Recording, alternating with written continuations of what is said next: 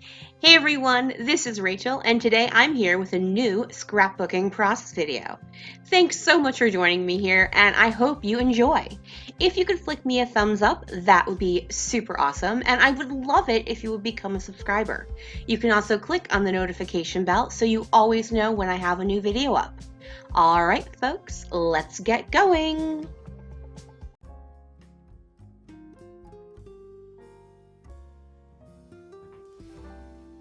Hey everyone, welcome to the March episode of For the Love of Crafting and Sharing, a YouTube collaboration of a whole bunch of different YouTubers who do different things for that can all fall under the umbrella of scrapbooking. For the month of March, we are concentrating on sketches. Now, some of the ladies are all working from different page map sketches. Some of the ladies are really ahead of the curve, and they've had their stuff done for a while before this idea of doing the page maps things came about. And if you'll excuse me, Xanthi is trying to join us. So I'm just trying to redirect her to her box. Yes, she's a good girl.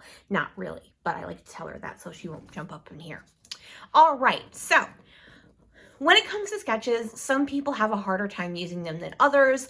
Some people need to be very literal and use them exactly how they have them. And if they don't have exactly what's needed, they feel they can't use them, and that's fine.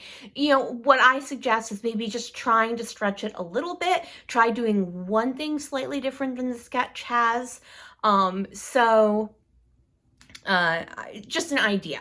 Now, page maps is really good because they have everything. They have from double pages to single pages to 8.5 by 11. You'll see in the graphic, these are the ones for March 2020. And you can see they have a whole bunch of different, from using one single 4x6 to using several smaller photos to having a double page with many 4x6s on it, so you can get a really great idea. There are also tons of free sketches out there. There are free sketches from different kit clubs. There are sketches from different scrapbook companies. A friend of mine, Heather's Crafty Life, she just put out a class which includes videos and a sketchbook that has, along with it, as I said, videos explaining different ways to use sketches and how to kind of use them in different ways. So I will put a link to her class in the description box below, along with links to different places where you can get free sketches. Now, for today's layout, I'm going to be using this one, as I said, which is from the March listing from page maps.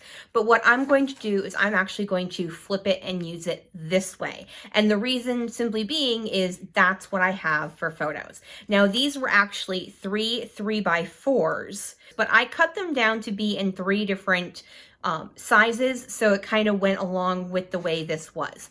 The only thing I'm going to do is I'm going to actually flip it in this direction, because this photo of my nephew has him facing in this direction. So if I had this over here, he would face off the layout, and that just makes it hard to not have your eyes go also off the layout. So we're going to flip it this way. I have yet to decide whether I'm going to keep the photos at the top or keep the photos at the bottom.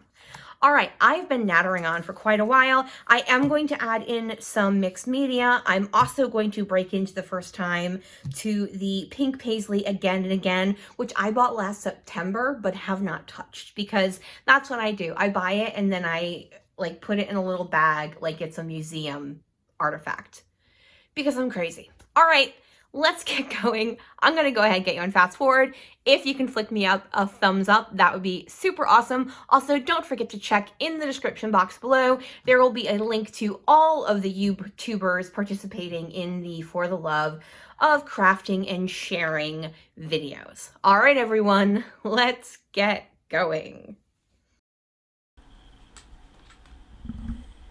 So as you can see, what I'm doing is, at first what I think I'm going to do is start my mixed media, but then I realized I need to build that portion where my photos are going first, because I want to make sure I don't do mixed media beneath the center section with all the photos and everything. So I did decide to go ahead and put the photos at the top rather than moving them down to the bottom.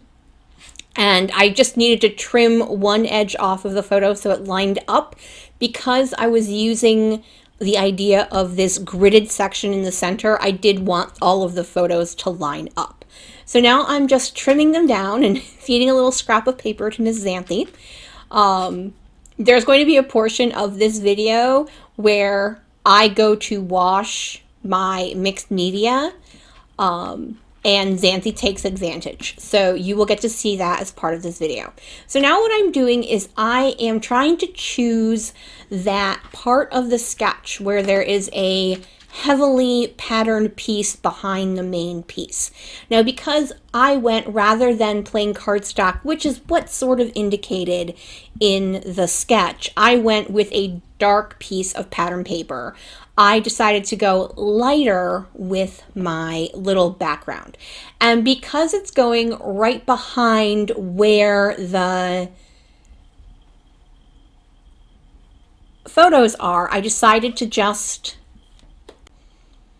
trim a bit of this multicolored stripe paper up. Now, I was hoping, I just cut like 1.5 inches off. I was hoping I'd be able to line up parts of it, but it does not repeat the pattern. So I just ended up cutting another 1.5 inch strip and then lining those two up. Now, let's be honest, 99% of the population would never even notice there was one stripe at the top with a different stripe at the bottom, but apparently it was something that was super important to me at the time, so there you go. All right, so I'm starting to line these up, and I realize I'm going to have this on white paper, and even though I'm going to have some mixed media, I don't want that white edge to sit there, so I grabbed some Hickory Smoke Distress ink, and I'm going to ink all of the edges of my papers, simply so they all go together. I didn't necessarily have to do the navy one. It was just something that worked for me.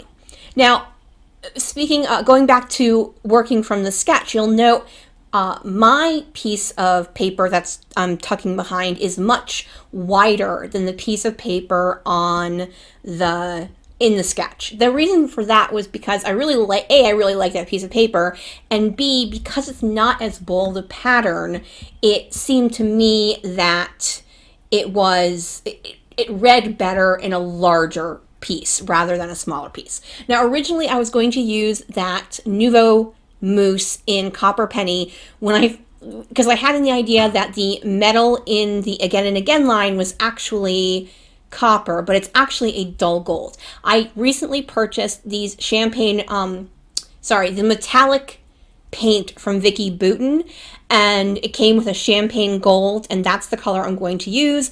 I also recently purchased that stencil from Little Birdie Studios, as well as this mixed media mat from Waffle Flower. For those of you who've been watching me for a while, you know I've been on a spending freeze.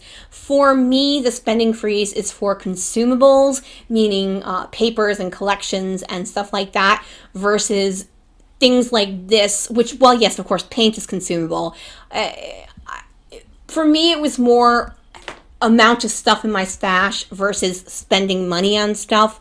So that's why I went ahead and didn't feel I'm breaking my my freeze, but I didn't feel like it was that awful. Now, by no means is my mixed media perfect. I accidentally went over the stencil first thing, and then I was like, you dum-dum. But, it's great. Mixed media doesn't have to be perfect. And no, there isn't mixed media in this sketch. It's just something I felt the layout needed because it was so linear. I wanted to have this less structured part to my sketch, to my layout, and that's okay as well. Now, I've stepped away to clean my stencil, and I left my ATG sitting. And this is what Ms. Xanthe did. I did speed this up, and you'll note she starts to go across my layout. That's when I'm walking in, so that's why I call her a name.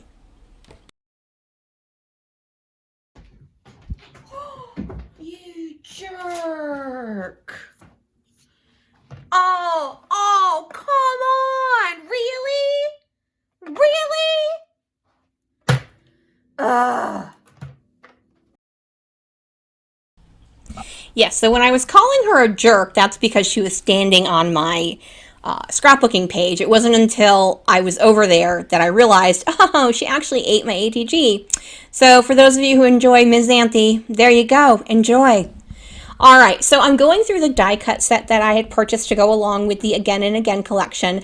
I knew it had come in, it had a lot of larger pieces in that die cut, so I thought it would work well for, as you can see, I've popped up the sketch and I did turn it on its side so it looks like how I'm doing it.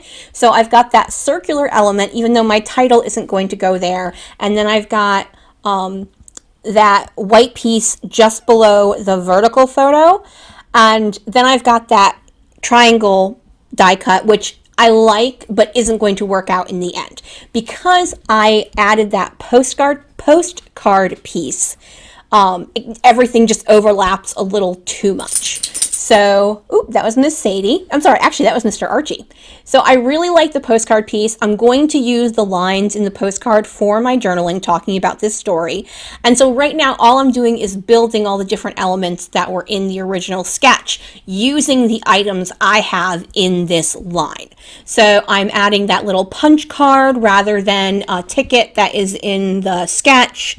I am using this rectangular piece that overhangs, like the piece that overhangs, and I realize that that is just too big. I've got too much going on. So rather than doing another rectangular element, I pull out, well, first I pull out that little banner sticker and then a circular piece just to bring a little of that navy to the upper part.